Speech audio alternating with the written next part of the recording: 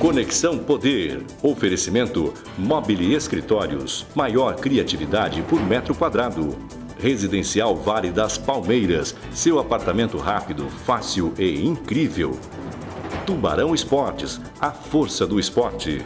Realce Persianas para os ambientes mais charmosos. E Titânia Telecom. Soluções para conectar negócios e pessoas.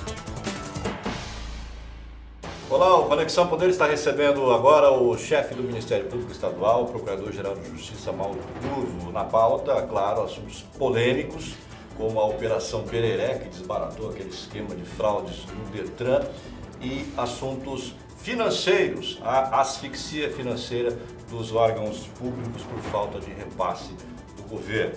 Participa comigo dessa entrevista o jornalista Rafael de Souza, do site Repórter MT. Mauro Curvo, chefe da NPE, obrigado pela sua presença. Eu gostaria de começar falando da Operação Bereré, que é o mais recente alvo do Ministério Público. Foi ventilado que a delação que culminou nessa operação, que é a delação do ex-presidente Teodoro Moreira Lopes, o Dóia, pode ser anulada porque ele omitiu algumas informações. Existe de fato essa possibilidade de ser anulada essa delação dele?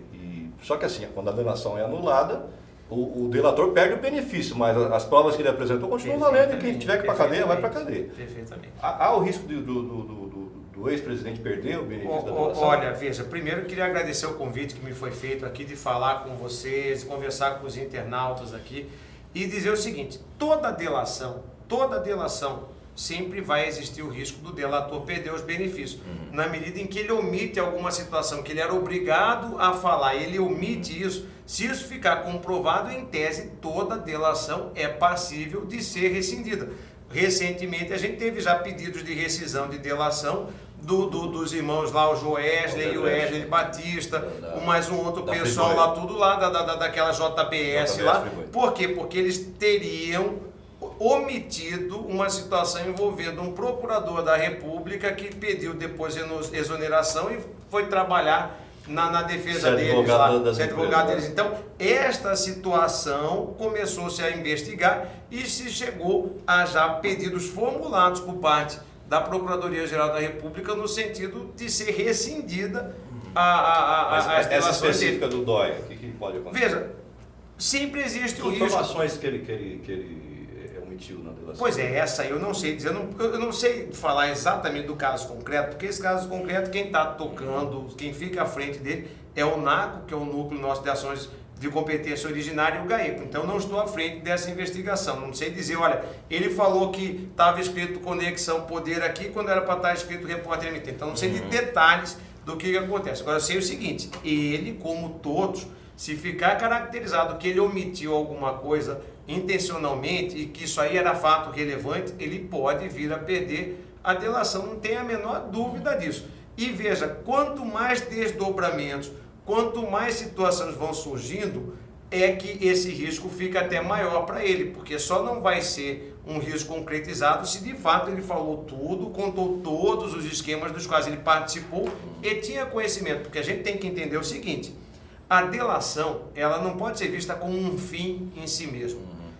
O processo não termina quando alguém faz uma delação, uma colaboração premiada. Ao contrário, nós estamos falando de algo que então aí se inicia todo um caminho, porque não basta a pessoa afirmar, tem que ser comprovado aquilo que a pessoa afirmou, tem que ser provado que aquilo que ele falou é a verdade. E aí sim, um trabalho que tem que ser feito em cima de qualquer pessoa que faz uma delação é comprovar aquilo que ela falou, para saber se é verdade ou saber se é mentira. Esse trabalho, então, de comprovação, de checagem, de confirmação das informações, ele começa depois da delação. E o delator sabe melhor do que todos nós que não pode omitir, não pode ter reserva mental. Ele tem que contar tudo aquilo que ele sabe. Pode acabar sendo preso? Sim, se perder os benefícios, certeza. Porque, explicando o que ele estava falando aqui, que a pessoa faz a delação, mas ela tem que mostrar onde é que estão as provas. As provas, Tipo, olha, o Rafael tem lá $1 milhão, ó, você vai na gaveta 1 do armário da casa dele. Isso, olha, eu depositava pro Rafael nessa conta aqui e tal. Vai lá que você acha. Aí os caras aí tem as operações, eles vão comprovar se tem ou não. E aí, olha, não é só para falar. ver... Só para ver a dificuldade fácil. que é, só para ver a dificuldade, até aproveito um gancho para falar algo que eu vi muito na mídia, as pessoas dizendo o seguinte, olha, mas eu estava sentado em cima disso aí, é muito interessante, né, como é que as coisas funcionam. Enquanto a Operação Bereré não foi desencadeada, enquanto a sociedade não viu o lado exposto do trabalho que estava sendo feito, a gente era acusado de ter sentado em cima, de que não ia fazer nada, que estava blindando as pessoas. Veja como que é a acusação. A acusação, vocês estão blindando as pessoas que foram mencionadas pelo Dóia na delação dele. Pois bem, posteriormente, quando a gente faz a operação, a mesma pessoa que criticava a gente, dizendo que a gente nada fazia, começa a criticar, dizendo que fez aquilo que não precisava fazer. Abuso, né? Então, veja bem, não tem como, né? Não tem como, internauta, isso aí. Não tem como, nem Jesus Cristo agradou todo mundo, que dirá nós do Ministério Público. Mas o que me espanta é como a crítica muda 180 graus. Aquele uma hora diz assim que você não está fazendo absolutamente nada, outra hora ele te critica dizendo que você está abusando, pedindo prisão de gente, não sei o quê, fazendo busca e apreensão desnecessário. Então, o que a gente precisa fazer é apurar aquilo que foi falado e estar em paz com nossa própria consciência, não tem outra coisa. O que você acha de tudo isso aí, especificamente nesse caso da Operação Bereré? Uma empresa fraudulenta que lesou o Estado, lesou o contribuinte e, a meu ver, desnecessária, está prestando serviço para o Estado, faturando aí, quantos milhões, Rafael? 36 milhões. Veja, eu vou... Isso é o valor de hoje, viu? Que foi por ano ou por mês isso? Por ano, né? Por ano. Sabe, para quê? Será que o Estado não tem um servidor que possa fazer esse negócio? Olha, se a gente for analisar esta situação da Operação Bereré, ela é emblemática do estado de coisas que a gente vê hoje no país. Por quê? Tudo começa quando se resolve conceder um serviço que é aparentemente, eu acho que todos nós que já lemos sobre essa operação, de cara salta aos olhos a desnecessidade de você conceder um serviço desse. Que serviço que é esse? É quando a gente vai adquirir um veículo, obtém um financiamento de uma instituição financeira, faz uma alienação fiduciária do veículo, é lançar essa informação no documento do veículo. Ora, para fazer isso que está aí, um bom estagiário diante de um sistema, ele faz isso que está aí. Mas aí, ao invés de se ter um bom estagiário, um bom sistema para fazer, se concede esse serviço, pagando, gerando fortunas para alguém que vai explorar esse serviço. Tá certo? Então, a gênese de tudo começou aí. Não, e o contribuinte paga por essa... Sim, todos nós... O cara colocar alienação, para escrever alienação fiduciária, em média R$280, você paga. Isso. E parte desse dinheiro que é desviado. Esse dinheiro é propina. Agora, veja lá. Antes da delação, antes de se tomar conhecimento formalmente da existência de gente levando dinheiro, e bastante gente levando dinheiro em cima desta situação que está aí, o Ministério Público já tinha agido no sentido de notificar para cancelar a licitação, Sim. Agido também depois da notificação não ter sido atendida, entrando com uma ação. Tem uma ação que corre desde 2013, daqui a pouco faz 5 anos, discutindo essa situação. Posteriormente que houve, então, vamos dizer, botar assim, ainda no governo anterior, o Ministério Público já havia pedido o cancelamento desse contrato. sim, e até judicialmente. E aí, judicialmente. Não foi rompido e o governo atual manteve o contrato. Foi mantido, foi repactuado, mas foi mantido. Surpreendentemente manteve o contrato. E foi repactuado. O que aconteceu, que a gente tomou conhecimento quando eu vi na imprensa isso aí? Mudaram-se os percentuais. E o nome da empresa. O nome da empresa também. A empresa ficava com 90% Isso. e o Estado com 10%. Isso. Mas a conta era o seguinte, desses 90% que ela ficava, ela gastava uns 40% aí, metade desses 90% em propina. Essa conta que você fez, André, foi a mesma conta que eu fiz. O que eu cheguei à conclusão? Ao invés dele pagar em propina, passou a pagar para o Estado. Pagar para o Estado. Não mudou. Mais ou menos isso que eles faziam. O que sobrou para ele lá não mudou nada. Ficava com metade, mas a outra metade ela pagava em propina e 10% é para o Estado. É isso. Quer dizer, sabe? Agora, na Operação Bereré, o Ministério Público pediu a prisão de 49 pessoas, mas há, por exemplo, 200 investigados nesse todo o processo. É muita gente. É isso, há quase 200 investigados. A gente não pode dizer assim que tem 200 suspeitos. Não, mas tem 200 pessoas sendo investigadas. E por que é muito complexo? É muito complexo porque, vamos retomar aquele raciocínio, a delação é um princípio de prova. Você tem que comprovar aquilo que está sendo falado. Para comprovar, você tem que pedir quebra de sigilo bancário, muitas vezes quebra de sigilo telefônico, analisar toda a documentação bancária que chega, porque você tem que rastrear o dinheiro.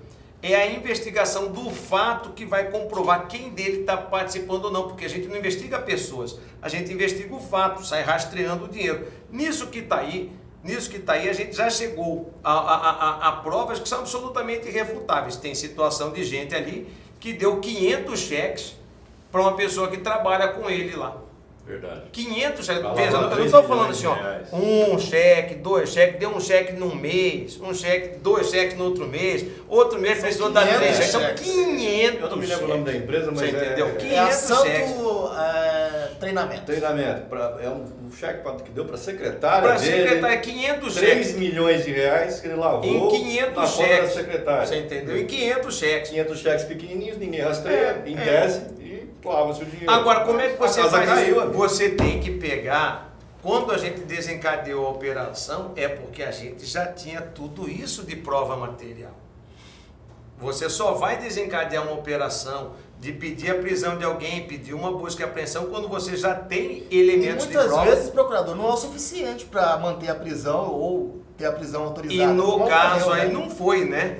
No caso não foi. E vamos entender também, aproveitando isso aí, que muitas vezes a gente analisando um fato, a gente perde o foco. É o que eu acho que acontece aí. Outra grande crítica é de que houve um abuso pedindo a prisão dessas pessoas. Porque o fato teria acontecido lá atrás, 2000 e pouquinho, 2011, porque aconteceu lá atrás, não tem problema. Pois é, mas vamos entender uma coisa aí, internauta, que é o seguinte: não está somente as pessoas sendo acusadas de um único crime, que é o crime da corrupção, de ter desviado esse dinheiro lá atrás, não. Tem um outro crime que vem depois, que pode estar acontecendo agora, enquanto o senhor está nos ouvindo aí, que é o crime da lavagem desse dinheiro.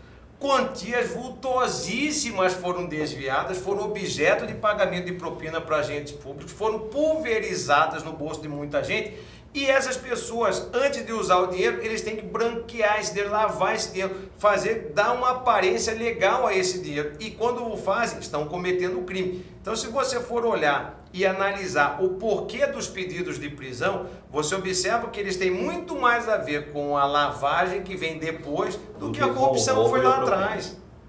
Vamos entender as coisas. Aí vem aquela questão. O que estavam querendo? Prender essas pessoas, largar 2, 3 meses preso? Não é nada disso. Era uma prisão temporária de 5 dias. Prisão temporária de 5 dias para você evitar que as pessoas comentem um com os outros, combinem versões. Para você evitar uma série de coisas que só a prisão poderia ter evitado. De provas. De prova, não mais da corrupção, mas da lavagem. É porque a corrupção já é o fato consumado. Já está consumado, já está provado. A lavagem é o que vem depois. A corrupção já está provada. Agora, Exatamente. foram 49 pedidos de prisão e não incluiu-se nenhum deputado que foi citado. É questão de foro. Você tem a questão não só do foro privilegiado, mas toda aquela discussão que já houve aqui até no Estado, né? A Assembleia, quem decreta, mas a Assembleia tem que ratificar, não ratificar. Então, o que aconteceu? O caso era uma prisão temporária.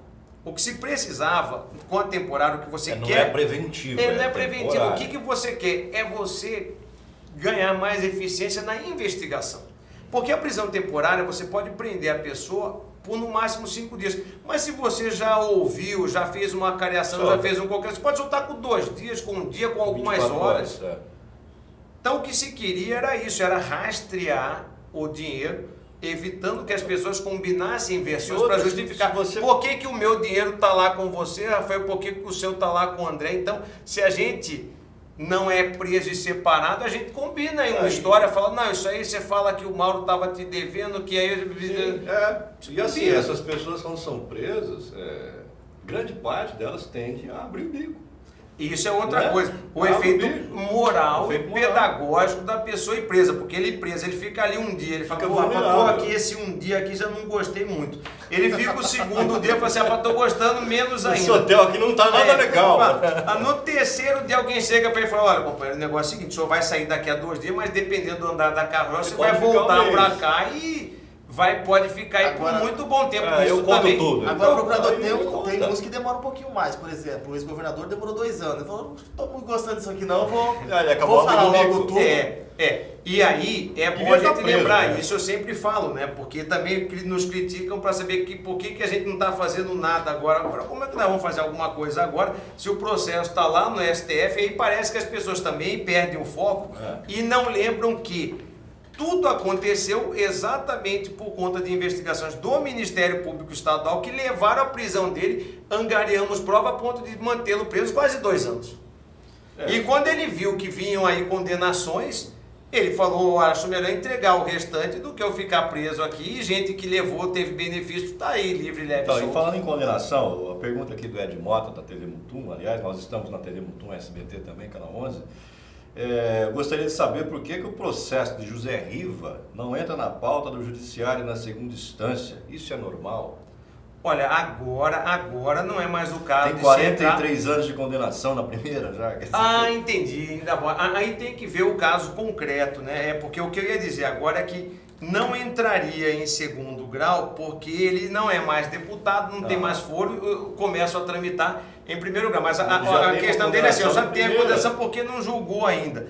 Tem que, então, esse tipo de situação que eu acho que é emblemático, né?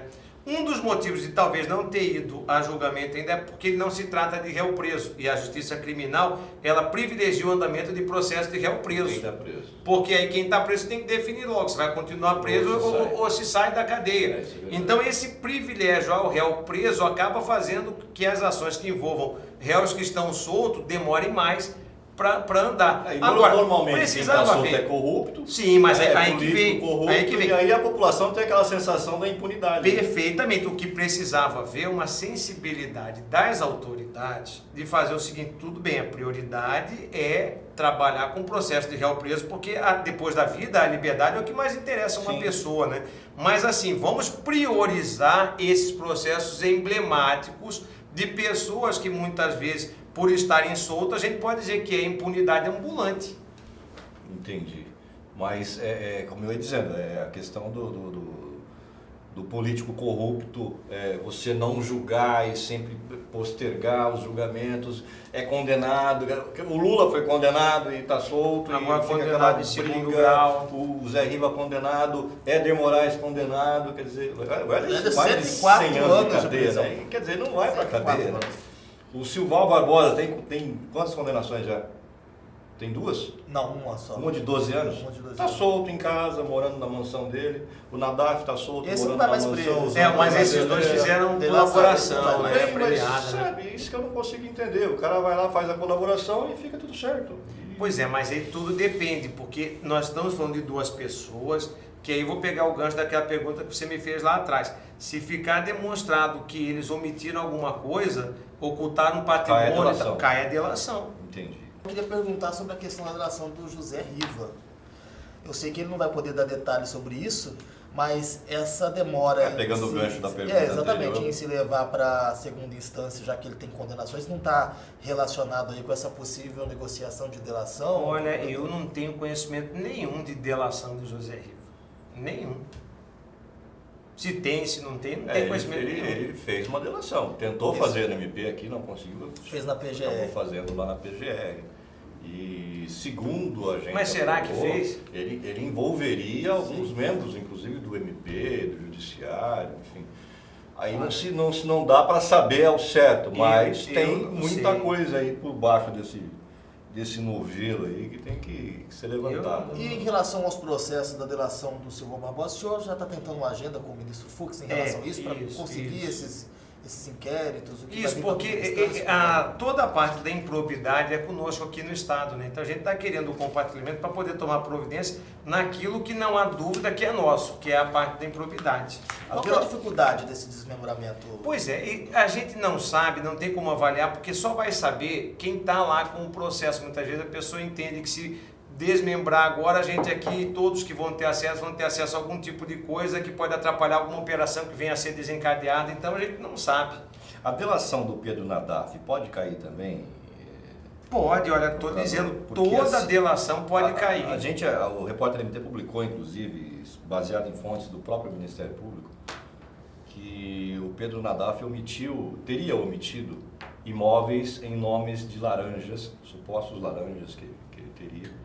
E essa omissão poderia derrubar a delação dele. Se ficar comprovado isso, é certeza que derruba. Existe realmente essa situação lá? Se ficar comprovado isso, derruba. Certeza que derruba. Porque o que acontece? A colaboração premiada, ela não pode servir de instrumento para a pessoa se beneficiar ilicitamente de novo. Porque já se beneficiou ilicitamente antes. Angariando patrimônio, em prejuízo de toda a sociedade, de uma saúde que precisa de dinheiro, de uma educação que precisa de mais investimento, todo mundo já perdeu quando a pessoa desviou o dinheiro público. Aí se você chega num ponto onde ela vai lhe entregar várias outras linhas de ação, ela lhe entrega essas outras linhas de ação, ela lhe entrega outras pessoas que participaram, mas ao mesmo tempo ela ainda tenta dar um segundo tombo no interesse público, que é ocultar bens, que é deixar de falar alguma coisa para proteger alguém, enganar a justiça de novo. Então, nada mais justo do que, comprovado uma situação dessa, a pessoa perca todos os benefícios sem prejuízo da qualidade da prova que foi apresentada. Lembrando que ele usa tornozeleira e pode voltar para a cadeia, então, se cair a delação. Se cair, não pode, é certeza que volta para a cadeia. Certeza, e não vai ser por pouco tempo. Porque aí, ao se perder os benefícios, as condenações já tem condenação. Virão e outras virão ainda mais, né? De outros processos. Não necessariamente, mas de outros processos que ainda estão correndo, né? Tem vários processos correndo. Vão ser agilizados os outros processos. E vai sair da condenação dele, ele não tem o benefício. Não tem mais o benefício da delação e acaba ficando preso. Sem dúvida. Tá. Vamos ao tempo da televisão, ô Gordo? Edmota, corta aí para nós, aí na TV Mutum. Daqui a pouco voltamos então com o chefe do Ministério Público, Mauro Curvo. Até já.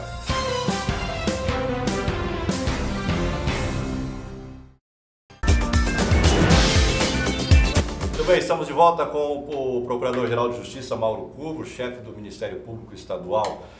No primeiro bloco falamos de várias polêmicas sobre delações, operações do Ministério Público, operações do GAECO, enfim, prisões que podem acontecer. Agora eu gostaria de falar com o senhor de dinheiro, procurador.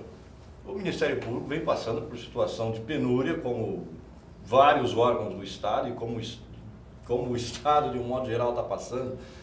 Qual é a situação hoje com relação a esses atrasos de repasses do governo estadual e como é que o Ministério Público está trabalhando? Olha, a situação é de dificuldade. É verdade que está caindo o teto lá, caindo goteira? Olha, ninguém me ligou ainda para dizer que caiu, né? Tomara que a gente consiga passar essa temporada de chuva. Mas isso, tem lugar que está chovendo, sim. Quer dizer, você não tem lugar que está chovendo atenção. Tem lugar que está chovendo, o pessoal manda a filmagem do WhatsApp para a gente, fala, como é que está aqui e tal. Eu falo, olha, infelizmente o negócio é o seguinte, a gente está priorizando o pagamento de salário, está priorizando pagar os nossos servidores, os terceirizados nossos, e aquelas contas sem as quais você não trabalha, tipo energia, água, telefone, aquelas coisas essenciais. E aquilo que não é essencial, a gente está administrando na medida da necessidade, aí, vendo algum tipo de intervenção e como é que resolve. Mas assim, a crise, ela existe, ela é grande, ela não é privilégio de Mato Grosso, porque antes fosse, né, só aqui o Brasil inteiro estivesse bem, tem estados que ainda estão muito piores do que a gente. E eu digo o seguinte, no momento de crise desse, internauta, assim, você tem dois caminhos. Normalmente você tem dois caminhos. Um é se guiar por aquela filosofia do que quando a farinha é pouca, meu pirão primeiro. Esse é um caminho. E o outro é o caminho de buscar um equilíbrio onde todo mundo sobrevive. Eu sempre pego esse caminho de buscar um equilíbrio onde todo mundo sobreviva. Isso é como eu procuro encontrar soluções para os problemas, entendeu? E aí, dentro desse caminho de encontrar solução para o problema, eu falo que não é difícil. Porque sempre que sentam 2, 3 pessoas para resolver um problema, eu sempre digo assim, olha, comece colocando aí no papel quais são as situações inaceitáveis para você que eu coloco as minhas também. Depois que a gente escreveu tudo que é inaceitável para cada um de nós, a gente tem então um campo onde a gente pode navegar e chegar num consenso, excluindo tudo aquilo que é inaceitável. Agora, procurador, o senhor fala de uma situação bastante difícil com esses atrasos dos duodécimos. Desde 2016. Mas o senhor aceitou uma proposta do governador em reter 20% para pagar aquela dívida do Banco Americano. Excelente, o excelente. senhor enlouqueceu ou não? Não, ao contrário. Vamos entender lá. Pegando o gancho naquele, 2 caminhos. Ou farinha pouca, meu pirão primeiro, ou vamos encontrar uma solução de sobreviva a todo mundo. O que aconteceu? Estivemos reunidos com o governador e ele apresentou para a gente o quadro agora de 2018. E mostrou para a gente, olha, a receita que existe é esta, os compromissos que existem são estes aqui, tá certo? E nós temos que fazer um pagamento ao Bank of America agora no mês de março. Se não houver o pagamento, as consequências do não pagamento são essas, e vou lhe dizer, catastróficas para o Estado. Catastróficas para o Estado. Daí ele colocou essa situação, e em cima dessa situação ele fez uma proposta inicial, que era o quê? Deixar de nos repassar o valor do custeio de janeiro e reter 20% do valor do custeio em fevereiro, março e abril. Aí eu coloquei para ele, falei, governador, já entendi o que o senhor... o inaceitável é deixar de pagar o banco. Agora eu vou lhe dizer qual que é o inaceitável nosso. O inaceitável nosso é o seguinte, a gente já vem com atraso do décimo desde 16, Esses 20% desde dá em 17, torno de 10 milhões mais ou menos. 10 milhões de reais. Do Ministério Público, 10 milhões de reais. 10 milhões de reais nesses 4 meses, né? Uma média de 2 milhões e meio mês. Aí eu disse para ele, olha, nós temos esse problema, então nós não temos como ficar num cenário onde você já vem sem receber o duodécimo com regularidade desde 2016, imaginar que você vai ficar, então, a aceitar essa proposta do senhor de ficar um mês sem receber o duodécimo do custeio, mais 20%, falou, olha, nós temos que encontrar uma solução aí, onde o senhor garanta que nos repasse o dinheiro para pagar pessoal, onde o senhor nos repasse o dinheiro para a gente poder manter a nossa operação funcionando, manter custeio, manter tudo isso que está aí. E aí dizia para ele, olha, já entendi. E o que eu consigo é 20% a menos em cada um dos 4 meses. E depois o senhor me devolve esse dinheiro ainda esse ano. Resposta dele, sentamos em maio, assim que fechar o primeiro quadrimestre, já pago o Bank of America para ver como é que a gente tem condição de repor esses 10 milhões mais para frente. Não vou lhe dizer como vai ser agora, porque a gente precisa ver como é que vai ser o fechamento do quadrimestre. E outras perspectivas para o futuro, que uma delas é a renegociação dessa dívida com o Bank of America ser comprada pelo Banco Mundial e em setembro não ter que pagar o mesmo valor. Alongaria a dívida e diminuiria a taxa de juros. E aí essa diferença serviria para recompor esse dinheiro que ficou para trás. Ora, no momento que ele fez a ponderação dele e eu compreendi, eu fiz as minhas e ele compreendeu, comigo deu acordo, porque as ponderações que eu fiz salvaguardam o nosso servidor, salvaguardam o pagamento de quem trabalha para o Ministério Público, salvaguardam a própria operação do Ministério Público e aí está protegendo a sociedade, porque se a gente parar de funcionar é muito pior para a sociedade. O custo disso para a sociedade é muito grande. Então, no momento que a gente viu que, olha, então, a minha cota de contribuição, que já houve lá em 2016, já houve em 2017, para os 4 primeiros meses do ano são esses 10 milhões, me devolvê-los depois, tudo bem. Mas eu preciso que nesses 4 meses eu receba todo o restante, e como também nos outros 8 meses subsequentes. Por isso que deu acordo comigo.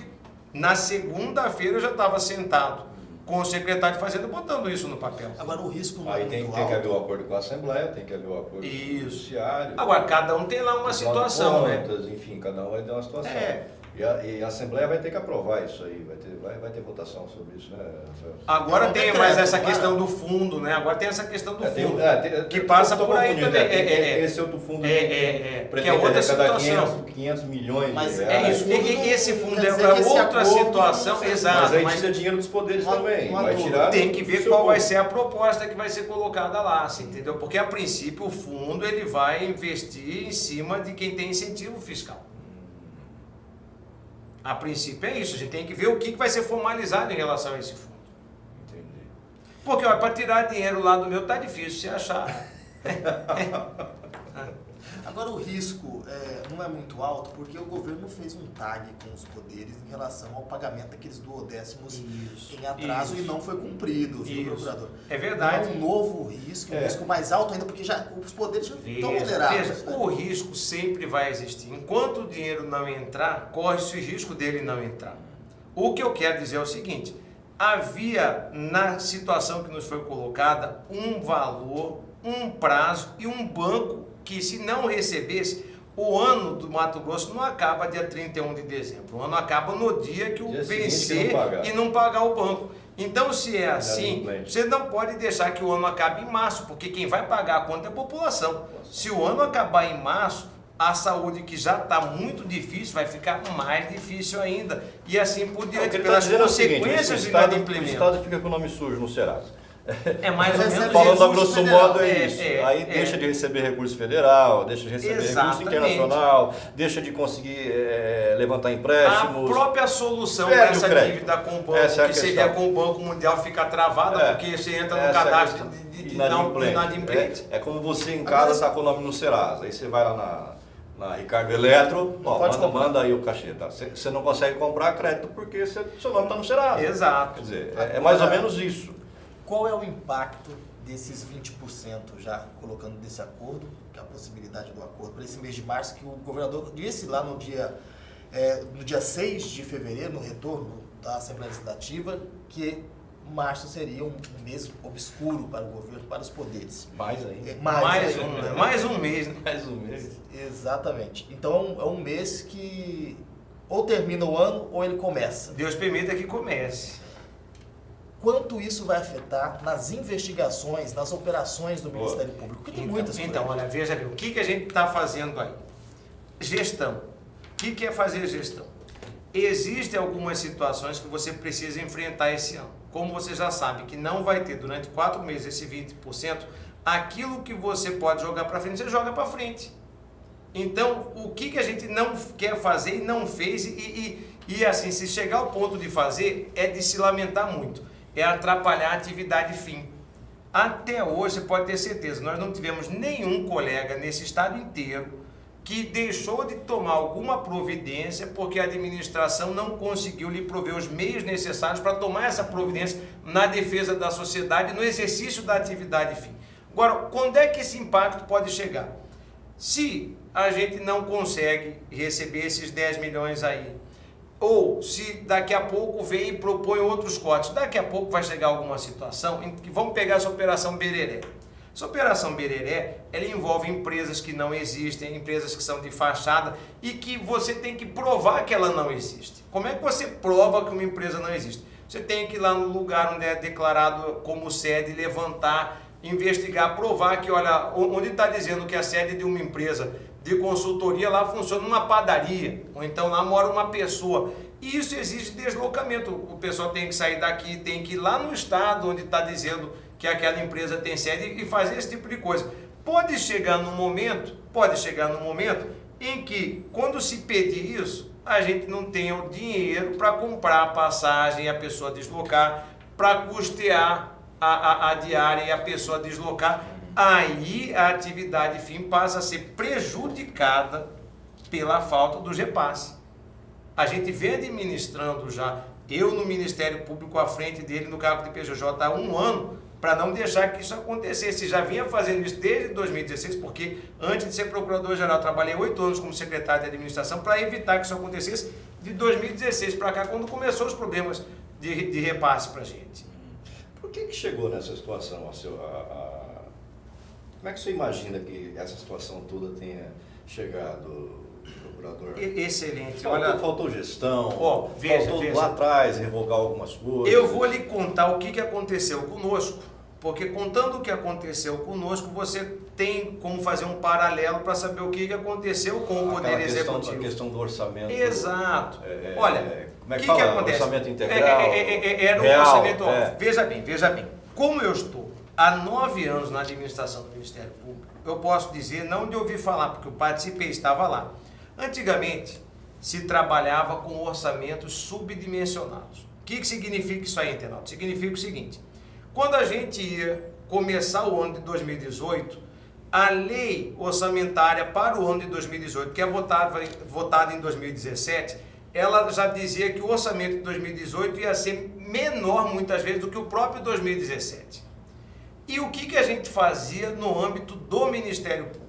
A gente dava um jeito de fazer com que nossas despesas ficassem nos limites daquilo que estava previsto na lei. Ora, mas todos os anos anteriores teve excesso de arrecadação. Tudo bem, mas e se não tiver para o ano que vem? Então a gente nunca contou com eventuais excessos de arrecadação passados para entender que ele seria receita no futuro e para fazer gasto permanente com ele. O que é gasto permanente? Contratar uma pessoa. O que é gasto permanente? Fazer uma despesa de custeio continuada que você vai ter que pagar ano inteiro, uma situação dessa. Então a gente nunca em absoluto transformou excessos de arrecadações anteriores em despesa permanente, em previsão de receita futura. O que a gente fazia quando, uma vez que a gente era atrelado à arrecadação, quando a gente recebia o excesso de arrecadação, por exemplo, em 2013, que era relativo a 2012, a gente usava isso que está aí para duas coisas: ou para fazer investimento que não agravasse muito o custeio, ou para pagar passivos trabalhistas de membros e servidores. Porque é aquela coisa que se você tem dinheiro, paga, se não tem, não paga. Mas você não transforma aquilo numa situação de despesa permanente. O Executivo não. Pelo fato da gente ter visto tudo o que aconteceu depois, hoje olha para trás, a gente via que ele já entrava no ano contando o que ia acontecer. Real, e esse orçamento ia aumentar, vai aumentar, e aí veio a crise, o dinheiro não entrou, abriu-se um rombo aí de R$1 bilhão ou mais, R$1 bilhão causado também por aumento de aprovação de leis que aconteceram no governo Silval, dando aumento para ser pago depois no outro governo. Também isso aconteceu, também é um fato. Agora, que lá atrás poderiam ser tomadas medidas que diminuíssem o problema, isso é claro que poderiam ter sido tomadas. Poderia ter sido, realmente. Essas leis de progressão de carreira fizeram com que a folha de pagamento dobrasse nos últimos anos. Aumentou muito. É uma coisa maluca, sabe? Enfim, arrebenta com qualquer orçamento, né? E o que ele está falando de orçamento real é assim: o Estado aprova lá o orçamento geral, prevendo aí 18 bilhões de reais no ano. Isso. E aí entrou 18. 15. E como é que faz, né? E aí ele comprometeu 18. Isso, e você já tem despesa sua, tudo estimado em cima do 18. O que acontecia antes? Como você ganhar um salário de 10 mil reais e no final do mês o seu patrão fala, só tem 8. Isso. E você perdeu 2. E aí como é que você faz se você contava com 10? E qual que era a lógica orçamentária antes? A lógica orçamentária antes era o seguinte: olha, eu acho que vou ganhar 10, mas só vou comprometer 9. A lógica tem que ser essa. Eu só vou comprometer 9. Mas aí o cara ganha 10 e compromete 15. Não vai, né? A conta não fecha. E o governo está fazendo isso também, né? Ele ganhou 10 e compromete 15. Ele continua trabalhando com um orçamento real. Só que agora, o que acontece? Agora nós, Ministério Público, Judiciário, a gente não está mais linkado na arrecadação.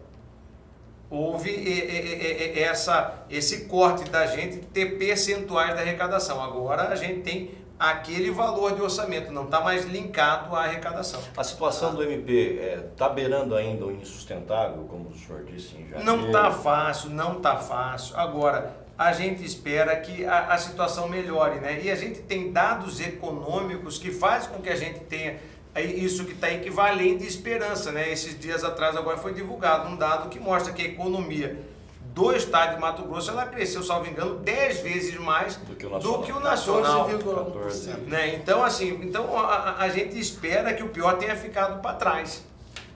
Tá bom. Mas falando... a sensação que tem é que o governo, cada fim de mês, escolhe quem ele não vai pagar, né?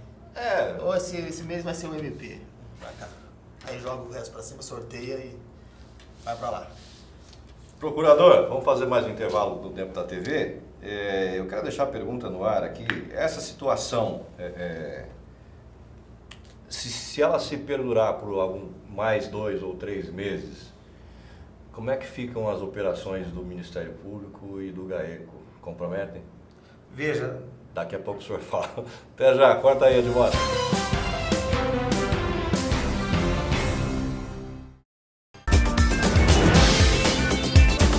Voltamos com o Procurador-Geral de Justiça, Procurador Mauro Curvo, chefe do Ministério Público Estadual. Deixei a pergunta no intervalo sobre as operações do MP com relação a essa falta de dinheiro. Se perdurar mais 2 ou 3 meses, o que pode acontecer com essas operações do GAECO, do Ministério Público? Comprometem até que ponto? Até onde o MP aguenta? Olha só, essa é a pergunta. Até onde você aguenta? O que eu quero explicar assim para vocês, e esse momento é extraordinário, porque aí os internautas nos ouvem, nós temos um público aqui extremamente qualificado, é que, por maior que seja a dificuldade, você só tem condição de enfrentá-la quando você tem a confiança na regra do jogo, que a regra do jogo vai ser observada. Porque é melhor chegar para a gente e dizer assim, olha, eu não tenho esse 20% para lhe passar em janeiro, fevereiro, março e abril, do que chegar e dizer, olha, eu vou lhe repassar e na hora o dinheiro não entrar. Porque a imprevisibilidade numa situação dessa é o pior dos cenários. A imprevisibilidade faz com que a gente, confiante que a receita vai entrar, assuma compromissos e depois não tenha como honrar o compromisso. Então você acaba criando um problema para você. O que eu tenho para falar para o internauta e para vocês aqui? Até abril a gente está equacionado. Por que a gente está equacionado? Porque já foi falado que nós vamos ter 80% do dinheiro do custeio para receber e depois a gente senta a partir de maio e vê como é que recebe essa diferença de 20%.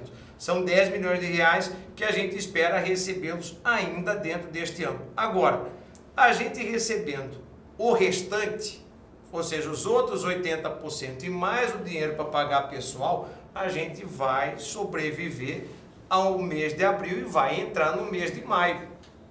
O que não pode acontecer é dizer que vai repassar e não repassar. Porque se isso acontecer, não tem magia, não tem o que fazer.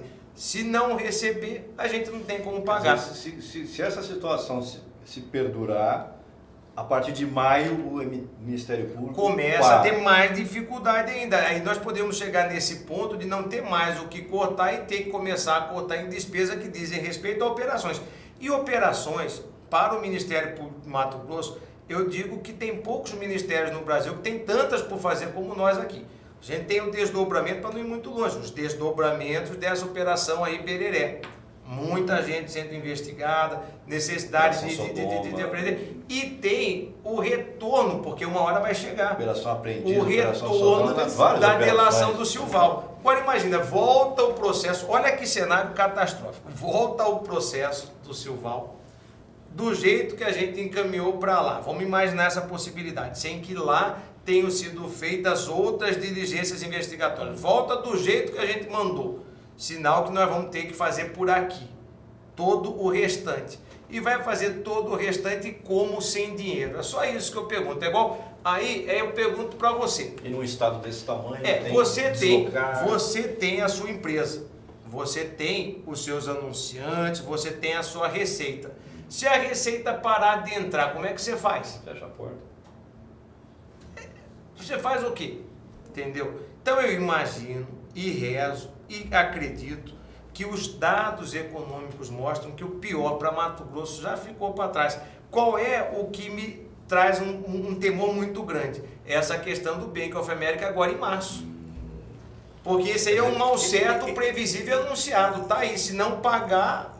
Isso aí vai ser um divisor de águas, na verdade. Pelo menos nos dá mais 6 meses. Mais 6 meses de folga. Até setembro. Para tentar achar para que fique claro, se essa situação perdurar, eu vou insistir nessa pergunta, o governo não fizer o repasse como tem que ser feito nos próximos 3 meses. Não, nos próximos. Não, veja, você diz assim, se ele não repassar 80%, aí não tem o que fazer. Aí o MP para.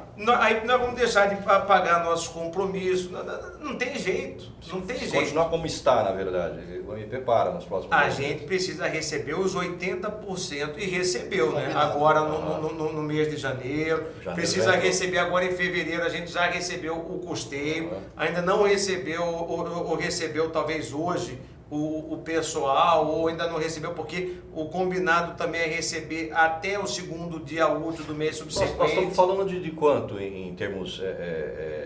O nosso orçamento, anual, eu acho que ele fica em torno de 380 milhões. 380 milhões 380 por ano. milhões por ano, Vai dar aí por ano. 30 milhões por mês, mais ou menos. Dá mais um Mais ou pouco, menos. uns 400 milhões, né? É isso, 30 e poucos milhões, 20 e poucos milhões para pessoal e 10, 11, 12 milhões para custeio e investimento. E vamos trazer aqui um dado para o internauta, né? Em Mato Grosso, por conta de incentivos fiscais fraudulentos que foram concedidos aí no governo anterior, e esse fraudulento a gente diz o seguinte, pessoas receberam dinheiro para concedê-lo, né? Por conta disso que está aí, numa operação nossa lá do Ministério Público, em parceria com outros órgãos, a gente conseguiu trazer para os cofres públicos em 2 anos R$1 bilhão. Dinheiro. Votorantim, De algumas Energisa, empresas aí Caramuru, o que mais? Refresca a minha memória, Rafael.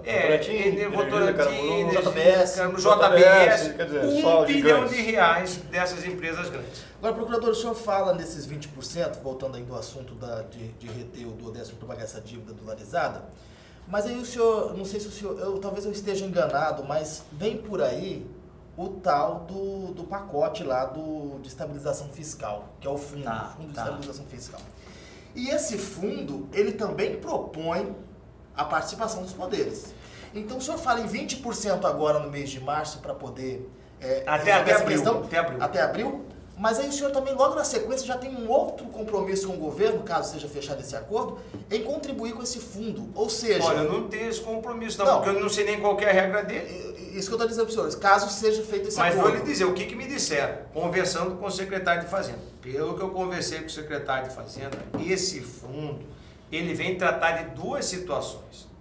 Pelo que eu conversei com o secretário de Fazenda. A primeira é a seguinte, ele quer desvincular alguns valores de fundos que hoje estão no executivo. O que é isso aí, internauta? É o seguinte, existe, por exemplo, um fundo de segurança pública. Esse fundo de segurança pública é constituído de algumas receitas, você vai fazer um show, qualquer coisa, tem que botar um dinheiro lá. E como ele é fundo, esse dinheiro só pode ser gasto naquelas condições para as quais ele foi instituído. Você não pode pegar o dinheiro ali para mandar para um hospital, por exemplo, para custear uma cirurgia, por exemplo, porque ele é vinculado àquela situação do fundo. O que é uma das pernas desse fundo que eu estou sabendo? É pegar valores que estão aí, então, parados nesses fundos que têm destinação exclusiva, destinação certa, e fazer com que o governo possa se utilizar deles para pagar outras coisas. Mas ele não precisa de fundo, então? Não, pode na verdade... única do Estado? Então, eles querem tirar esses saldos que estão parados lá e usar para pagar outra coisa. Para fazer isso, precisa de uma lei. Porque a lei que instituiu aquele fundo diz que ele só pode gastar para aquela situação. Esse é um ponto. E esse é um ponto que eu acho que é muito lógico. E aí o exemplo que eu até dei para o secretário de Fazenda é o seguinte, falei, olha, isso aí é uma medida que já até, talvez, já passou da hora de fazer. Por quê? Imagine o seguinte, foi o exemplo que eu dei lá para ele. Imagine o seguinte, você tem uma casa, pai, mãe e 2 filhos, todos trabalham, todos recebem um valor pelo seu trabalho. Só que os 2 filhos funcionam como se fosse fundo e diz assim, olha, o que eles ganham só pode servir para comprar material escolar e para comprar uniforme.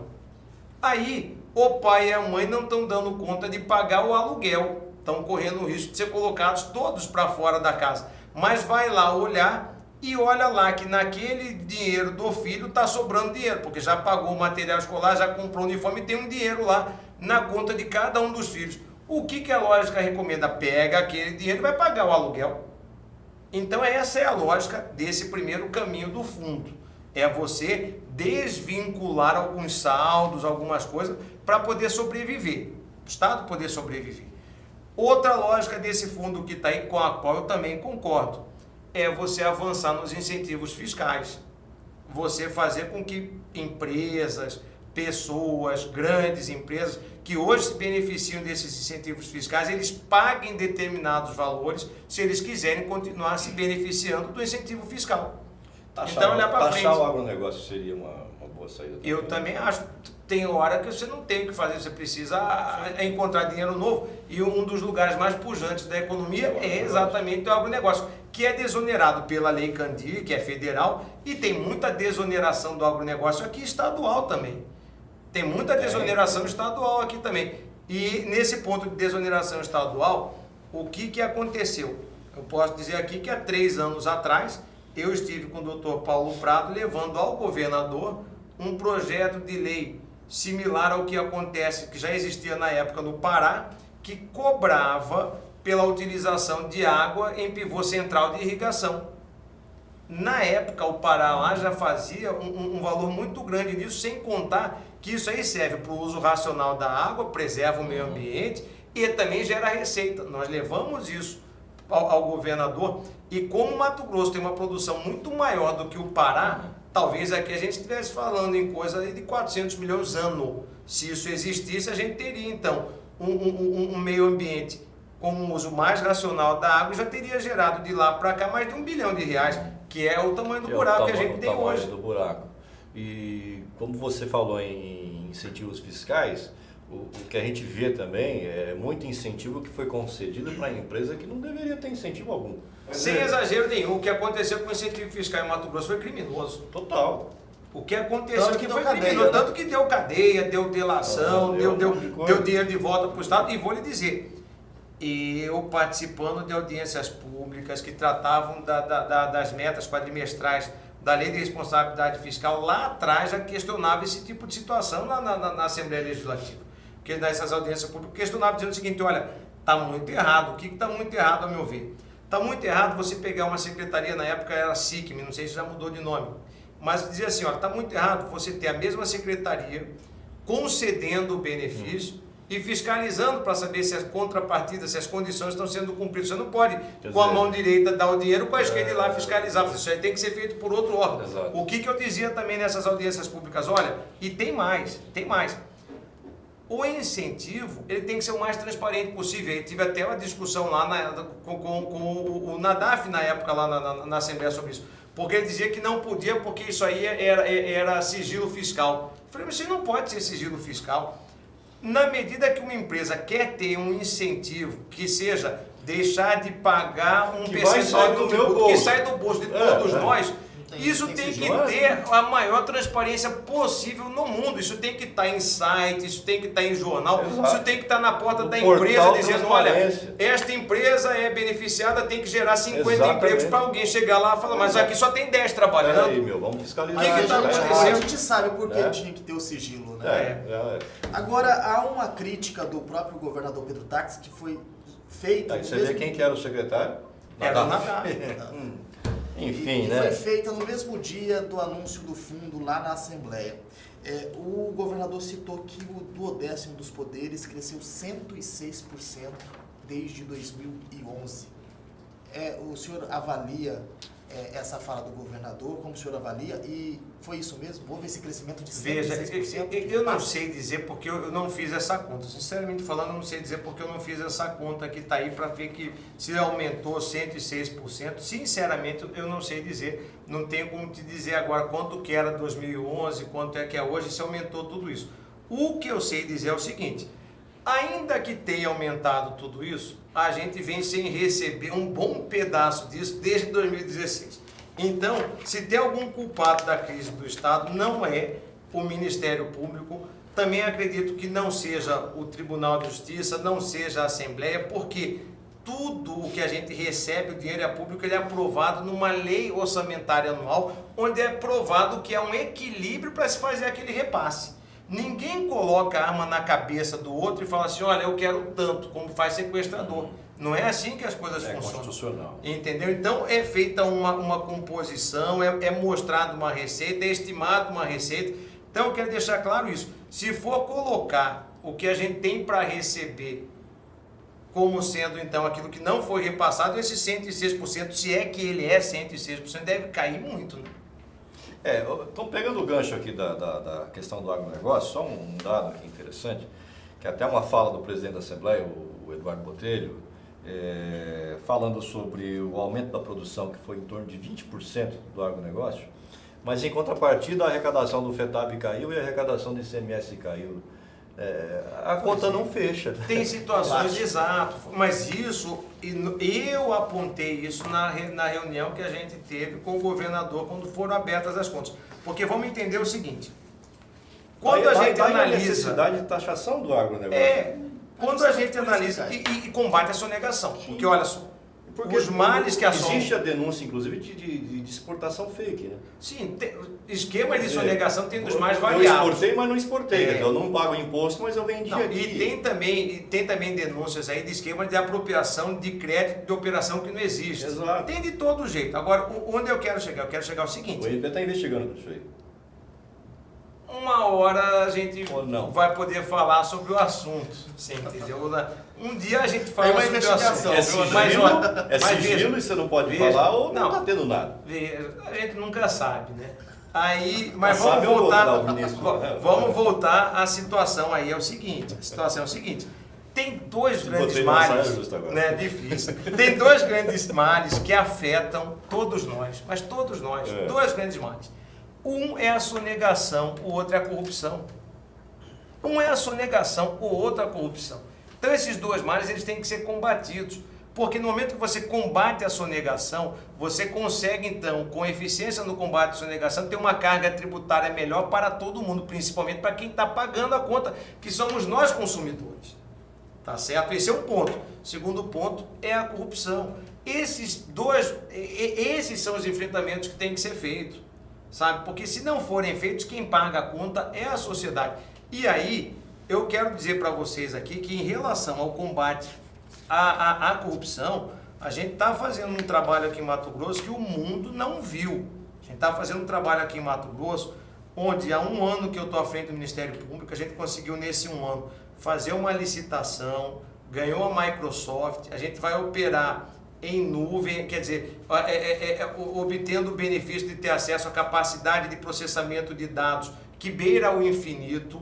Isso vai potencializar e nos dar mais eficiência e é o pré-requisito, essa operação em nuvem, é o pré-requisito para a gente conseguir fazer um projeto aqui, botar ele para funcionar, que é colocar inteligência artificial para analisar termos de referência de futuras licitações, porque se existe o desvio, se existe a corrupção, é porque o termo de referência já foi superfaturado, é porque o termo de referência já foi dirigido para que essa licitação seja ganha por alguém que vai dar dinheiro para o agente público. Então a gente não quer mais esperar que o dinheiro seja subtraído lá na frente, desviado, a gente tem que correr atrás dele. A gente quer evitar que isso aconteça. Para tentar evitar que isso aconteça, a gente quer trabalhar com inteligência artificial, fazendo um esquadrinhamento de todos os termos de referência das licitações de todos os municípios e do estado de Mato Grosso, de todos os órgãos. Então, quando alguém quiser comprar, por exemplo, Livramento vai comprar uma cadeira, a inteligência artificial vai entender que tipo de cadeira Livramento quer comprar,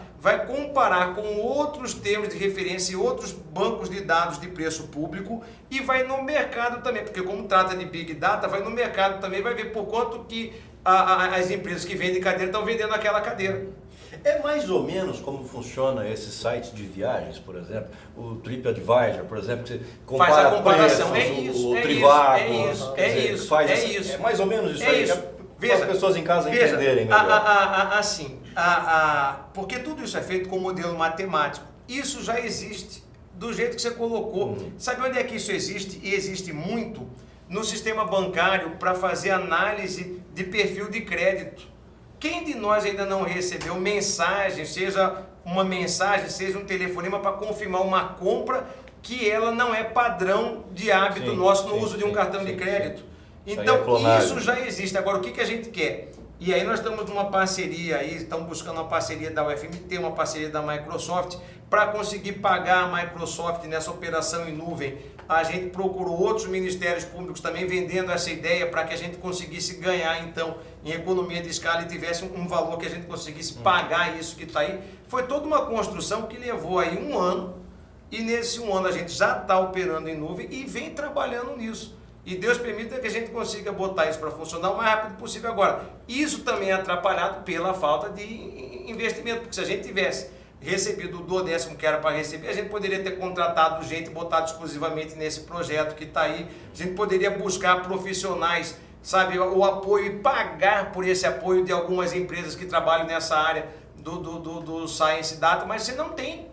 Você não tem esse recurso, então você tem que vencer as dificuldades com criatividade e boa vontade de todas as pessoas que estão empenhadas nisso aí. Falando em dificuldade e boa vontade, você comprou uma briga com seus colegas lá, cortando a verba de auxílio livro de R$14 mil por ano. Mas vamos entender como que ele funciona? Vamos entender? Aí que tá. Como é que funciona? Brigaram muito com você lá? Não, o pessoal entendeu, né? Eu conversei com as pessoas, falei, ó, não tem jeito. 1.200 por mês, mas... Não, mas veja, como que isso aí funciona? Mas aí assim, se você fizer a conta, a pessoa que está em casa, ela não entende, porque assim... mas não é só cada para comprar promo livro. recebe um auxílio livro, que é o nome, 14 mil por ano. Mas se você é colocar... capacitação, André. Vamos entender. Se você colocar aí que cada livro custa em média aí 100, É muito livro, mas não é. Veja, é porque você está perdendo o foco, você está olhando para a árvore ao invés de olhar para a floresta. No total do dinheiro, você vai comprar aí uns 30 mil livros por ano. Você está olhando para a árvore, não está olhando para a floresta. Ele é o quê? Ele é capacitação. Não, eu estou... A visão do outro, né? A semiótica. Sim, a crítica é essa. essa. A pessoa em casa claro, está pensando claro. disso, né? Então, não, e veja, a crítica é essa, foi bom você ter tempo colocado, passado, que dá oportunidade é? para a gente explicar. Como é que funciona essa situação aí? Funciona para capacitação. Então, por exemplo, o colega que atua no tribunal do júri, aí ele verifica que existe um curso que trata lá de tribunal do júri que vai acontecer lá em São Paulo. Aí ele requer para a gente falar, olha, a inscrição lá custa tanto, passagem aérea custa tanto, eu preciso de tantas diárias porque eu vou ficar lá tantos dias. A gente paga daí. Isso está dentro desse auxílio livre. Está dentro disso aí. Não quer dizer que todo ano é capacitação. Cada promotor recebe 14 mil Ele reais. É capacitação. Entendi. Aí você pega e fala assim, olha, então vai lá fazer o curso, aí ó, a gente paga ou reembolsa o que ele pagou, paga a diária, paga a passagem aérea. E o que a gente fez? A gente tinha isso como limite para evitar que alguém gastasse mais do que isso, porque se alguém gastasse mais do que isso, de repente ia deixar outro sem poder fazer a capacitação. É bom explicar, porque as pessoas não entendem. Eu também pensava que era o seguinte, livro, você acha que tinha lá R$ 1.166 reais por mês. É o que o pessoal vende. E a pessoa, o promotor receberia todo mês esse dinheiro. E não é essa a real. A pessoa vai fazer um curso. Ou ele comprou um livro que custa R$1.000, o livro, pede o não, reembolso. o livro não é nem assim. O que a gente faz com o livro? O livro ele indica qual livro que ele quer, aí ele indica tipo assim, até abril, aí no segundo semestre até não sei que tanto, aí a gente junta tudo, e faz aí faz uma compra e vai abatendo lá, fala, ó, você pediu esse livro, custou tanto, você pediu esse livro, custou tanto, seu saldo agora é de tanto. Essa verba de auxílio livre de 14 mil por ano, no total dá quanto? Nós somos 264, seria a gente multiplicar esses 14 milhões aí. Sendo que, agora, o problema é esse, né? Ele leva o nome Obras Técnicas, que dá a impressão de que ele é para comprar livro, mas ele tem, nós normatizamos e estamos trabalhando nele nesse viés aí. Estávamos trabalhando, né? Fazer uma conta rápida. Estávamos trabalhando. Eu acho que põe 14.264. 14 mil... Porque ele é... 264, vamos lá. 3.696.000 Isso. por ano. Não é para comprar livro. Né? É um fundo que fica lá, que você vai para... Desculpa chamar É isso, mas por favor, a gente tem a mesma idade. É isso. Você tem que ir para São Paulo fazer um curso, isso, você requer lá e essa verba custeia seu curso. É isso. Custeia a diária e custeia a passagem. As pessoas em casa entendem que você recebe no seu delite todo mês aqueles 14 mil lá para comprar livro. E não é nada disso. Não é mais assim. Tá claro agora. Lá atrás foi assim. Lá atrás foi assim. Chegou a ser dia foi assim. Você mentou a tesoura. Nós botamos dessa maneira que está aí agora, acabou tudo. Os colegas estão bravos com você, não? Veja, tomara que não, né? Porque a gente sentou, mostrou, falou, olha, nós não temos outra alternativa porque houve o corte aí do 20% para você não deixar impactar a área finalística. Essa foi uma das medidas que a gente teve que tomar. Entendi. É uma questão que as pessoas falam um pouco, pelo menos eu nunca vi perguntando para o senhor em relação ao MT Prévio. Se fala em um rombo de 700 milhões até o ano passado.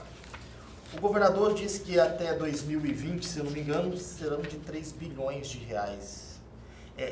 O Ministério Público já fez uma investigação em relação ao MT-Prev ou pretende fazer uma investigação sobre isso? Não, veja, vamos lá.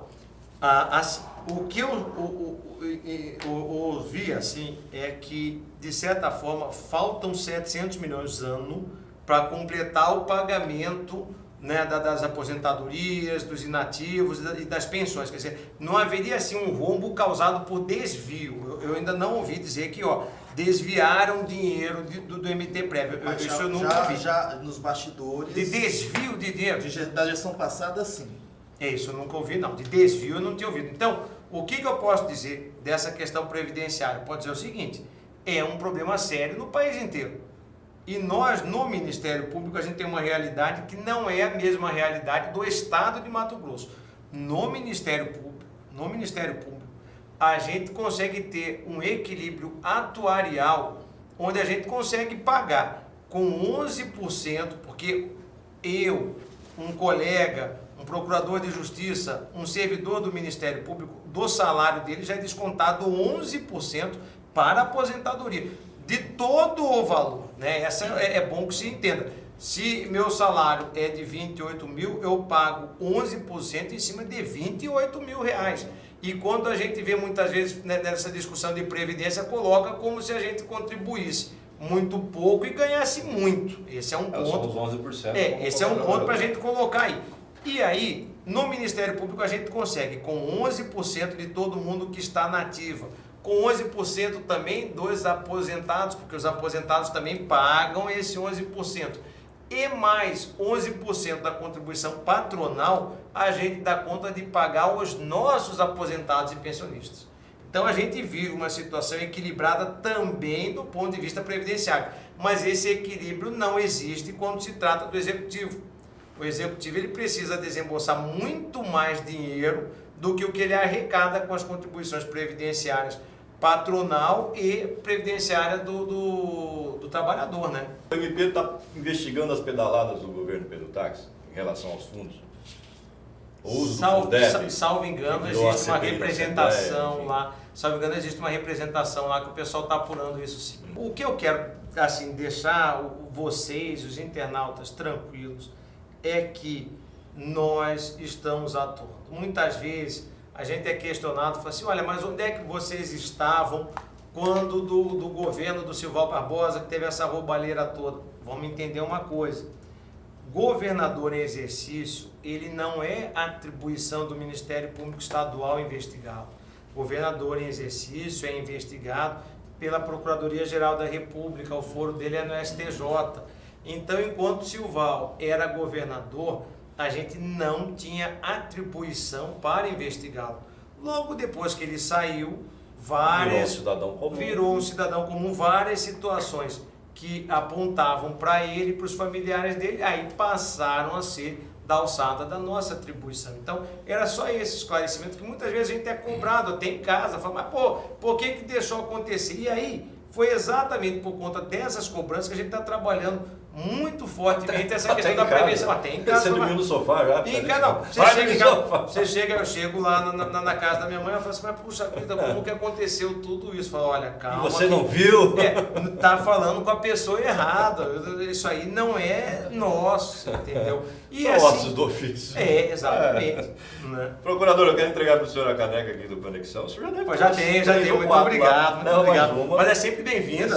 Sempre bem-vinda. Pode presentear alguém, senhor. Muito obrigado. Eu agradeço a sua oportunidade de vir aqui conversar com vocês, conversar com o internauta, porque é a oportunidade que a gente tem de responder a dúvidas, é a oportunidade que a gente tem de esclarecer aquilo que a gente está fazendo, porque a gente procura ser o mais transparente possível, mas muitas vezes, quando a gente quer apresentar um panorama todo, ao invés de mostrar a floresta, a pessoa olha só para uma árvore, perde o foco e nos critica. Críticas são excelentes, a gente cresce com críticas, né? Com as críticas construtivas, mas existem algumas situações que fogem à nossa atribuição e que querem colocar na nossa conta, né? Alguma operação prevista para o Médio Norte, Nova Mutum e região? Ou, atenção aí, Nova Mutum! Olha, que eu saiba, não sei, assim, se tem, se não tem, Médio Norte, nem no Sul, nem lá no Norte. Edmota, fica esperto aí, Edmota. Eu não sei, não. Procurador, obrigadíssimo pela sua presença aqui mais uma vez, é sempre uma honra tê-lo aqui. Volte mais vezes. Estou à disposição. É sempre muito gratificante entrevistá-lo. Rafael de Souza, obrigado pela participação mais uma vez aqui na bancada. De Souza com S. Com S, por favor. Cheio de firula, né? Tá bom, obrigado pela participação. Sem casa, obrigado pela sua audiência. Ótima tarde, ótima noite, ótimo dia, ótima madrugada, a hora que você nos assistir aqui na internet, em todo o Brasil. E também ótima tarde de sábado para você aqui de Nova Mutum e região. Até a próxima. Tchau. Conexão Poder. Oferecimento Mobile Escritórios. Maior criatividade por metro quadrado. Residencial Vale das Palmeiras. Seu apartamento rápido, fácil e incrível. Tubarão Esportes. A força do esporte. Realce Persianas para os ambientes mais charmosos. E Titânia Telecom. Soluções para conectar negócios e pessoas.